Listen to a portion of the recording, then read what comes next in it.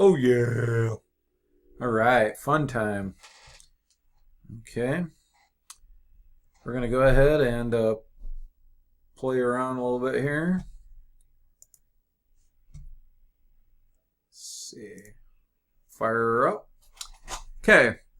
This is the whole project. Everything goes back here. Here's all of your drum MIDI. Basically what you have to do is you have to build multi-channel routing, or else your MIDI will just record in this track here.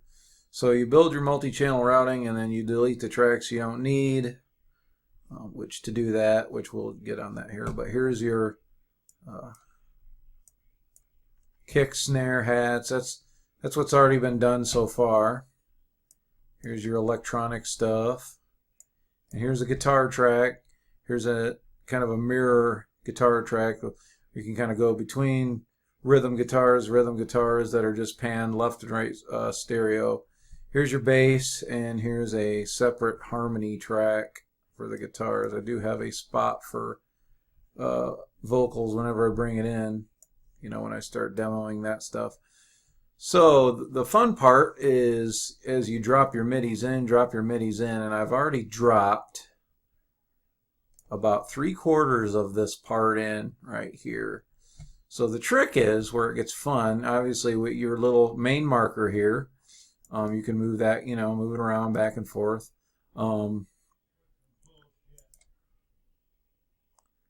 So go ahead and set it. That's pretty funny. Let's see.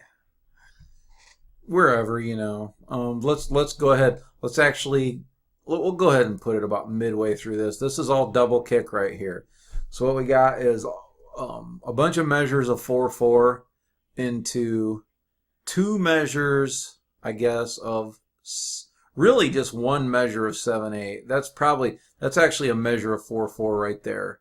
But the way I did it was I put, you know, I put the 4/4 part in the first 4/8 notes of the 7/8 measure, and then put the last 3/8 notes in. So you get this fill, and then it goes into this. So what you do is, if you want to do that, you find, let's say, okay, you haven't done your fill yet. You got all your 4/4 measures. Go to your end of your 4/4 measure, move the marker there. Okay. And then up here where it says insert, I believe that's, yep, insert tempo change marker. And that'll put your marker, which you can see right here, in there. So, you know, obviously what you can do, if say you want to change your marker, you can edit time signature marker, and then you can choose your tempo. Choose your time signature. Right now, obviously, at this one, we're in 7/8 for essentially 1 measure. But this is still part of 4/4, and then boom, because I think it kind of counts down by half measures.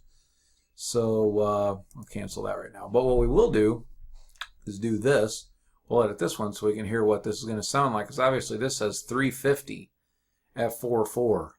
So let's put it in straight time, because the whole project is in 4/4 at 175. So let's put it in 175 so we can hear how funny this sounds here. Basically, this is what you got to do to get the right timing. We'll put it at 175. Okay, so we see how that drew that out there. So this is going to be pretty funny. Okay, let's go ahead and play it back. Make sure my drums are on. I'm going to go ahead and bring my drums up. Okay. I don't have anything down here. I'm not, basically all the MIDI, I play the MIDI in standalone mode right here. And then you know, because if I had to draw this all in, like I've watched people drawing entire drum parts in the piano roll editor, fuck it, I would never be able to do it. I'd just be like, well, can't do this. I need to be able to play it, at least to an extent. Then I can screw around with editing it a little bit, which I'm going to do here in just a moment. We're going to hear how funny this sounds if we just take this part and put it at the same tempo. We need double time basically, but let's go ahead and start up.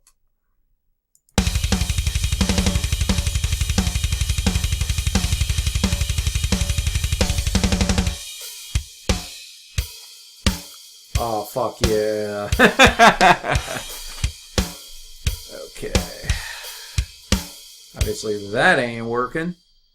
So, getting it like that, we got to get it, like I say, if you want to do 4/4, kind of like double time, the highest you can track in is 320, at least in Easy Drummer. Now, maybe in Superior Drummer or, you know, some other type of drum program, you can track as fast as you can possibly track, but in this, so we'll just edit it back to the way it was, and we'll put it double that at 350. We have a nice smooth transition. Okay, so now it's back the way it was. This is what it sounds like. Okay, from the transition out of the 7/8 fill into, and it's actually back into 4/4, but it's like 8/8 because it's double time.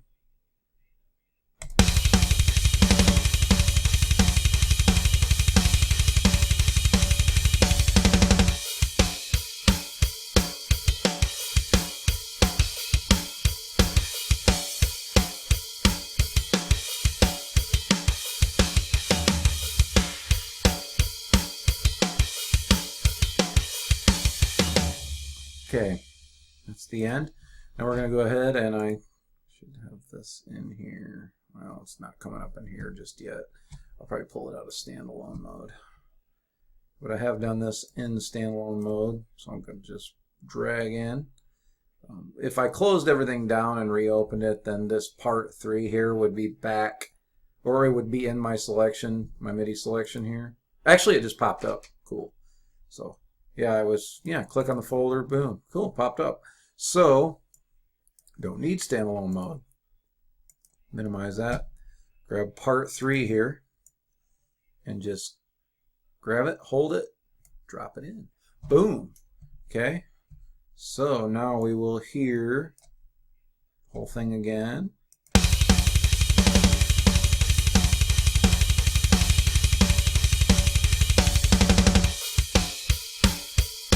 Nice and smooth, okay? And all I did was, you know, just at the beginning and the end of that little fill, stuck in a couple of those time signature changes, because it just basically just that one fill in 7/8, and then boom. I was able to count the part. I didn't change the part. I did not change the part. I was having trouble with the part, but I just was able to figure out a way to count it and a way to play it to get it to fit in 4/4. But I needed that double time, which in Reaper you can make it 999 beats a minute if you want, but in Easy Drummer you can't do that. So you got to track it, quantize it, speed it up. So this is what the entire thing sounds like all the way to the end, and I have not done any MIDI editing yet. One of the things I discovered is that in my drums, I can set up this cymbal here and this cymbal here. And even if I use the Colin Richardson pack, it's the same thing. It doesn't matter. It's saying that, let's see here, details, G2, let's say. This is on G2. You can put it on G2, or you can put it on, we'll see here in a minute when I open up Piano Roll Editor, and you'll see that that go. But let's hear this thing now with it all put together.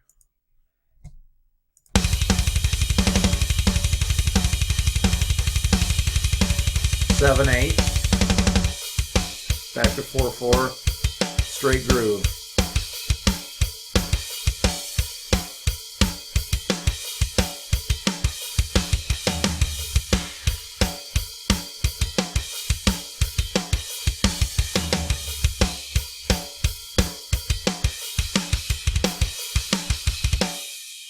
Okay, now I'm going to change some of the symbols in that last call that, now would that be, That's 89. So, okay. But everything's lining up good. Everything's grooving good. If I want to use these other ones, I got to do this. So all I got to do is double click. I already kind of did some editing on these and got them the way I wanted to. So I'm going to double click on this. Pull up this bad boy right here.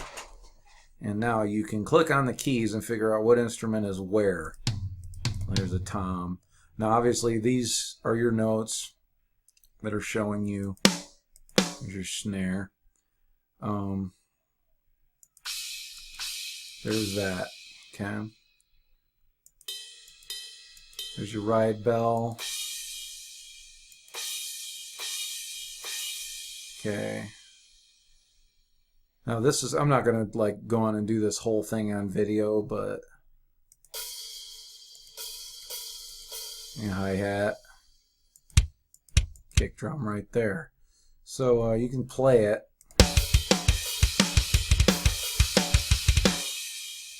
Okay. Alright, so starting at 81, it's going to take a lot of moving around to get everything straight here.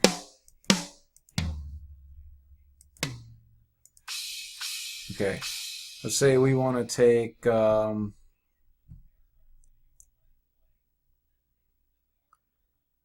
you know, let's say we want to move one of these to the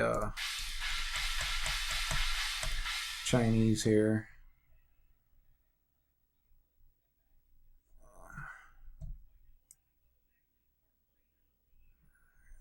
Let's do this. Move that over a little bit. Okay.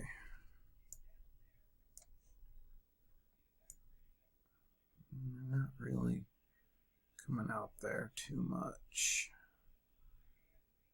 This one here, small snare drum. I may have a side stick on there a little bit.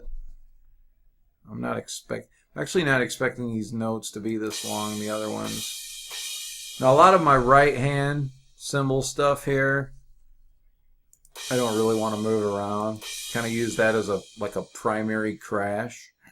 That's not like that's more on bass drum accents than on. What I'll usually do is use the left, and this obviously is a Chinese cymbal here for snare cymbal accents.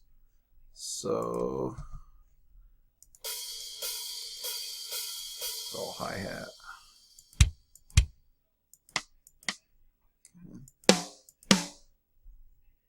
Now what I have noticed about my cymbals is that what Reaper tends to like is anything above C3 here.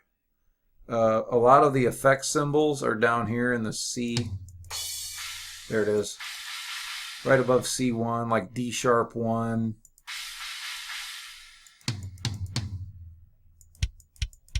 There's a kick drum. So if you wanted to move that right there, ride bell, which I want to leave, is a right hand cymbal. Okay. So let's say, let's go ahead and put the marker back here. All right, so I'm going to start from this part.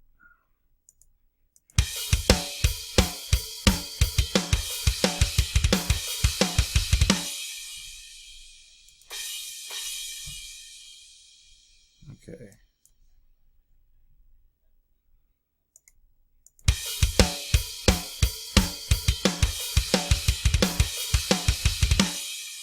I got some good off time shit in there, so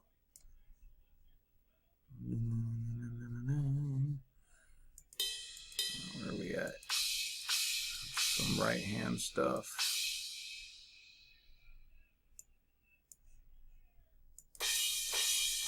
Okay, we obviously don't want to move that right there. Okay, so we're going to want to move this right here. So if we started right before 82, the 82nd measure,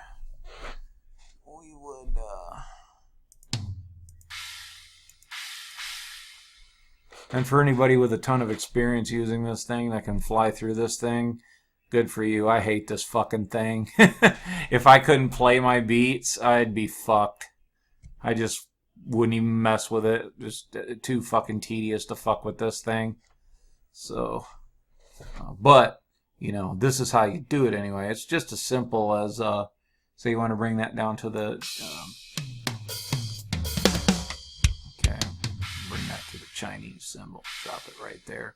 Make sure it lines up directly with the measure. Now you should have that accent moved over here. Okay. Okay. But let's say I want to move it here instead.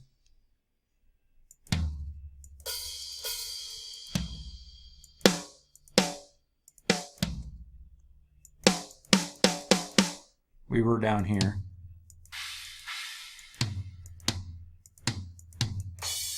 There we go. So down here, C, D, E, E, E1. Let's move it down to E1. Okay. All right. There we go.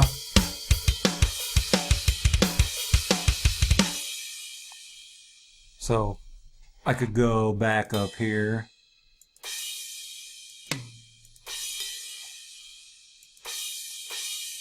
I like that stuff there. Okay.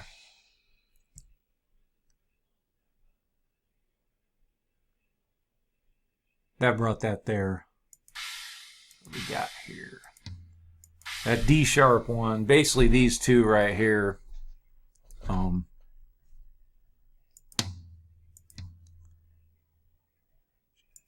Yeah, G and G sharp both. So the thing that's happening is my module says that it's triggering G1, G sharp 1, let's say you want that Chinese symbol and you want to trigger it. My module says it's triggering that note, but Reaper ain't having it. When I hit that bow that's triggering G sharp 1, I just get this. That's all I can get. So if I want the, you know, say I want this accent, I just have to play it, you know, on that symbol with my left hand or whatever, right hand, and then go in here and move the notes down. So that's basically, I'm going to end this video. I don't want to go on. I'm already at 18 minutes right now. But that's basically it. That's how you do it. And, you know, you can use this little pen tool and you can draw whatever you want in here.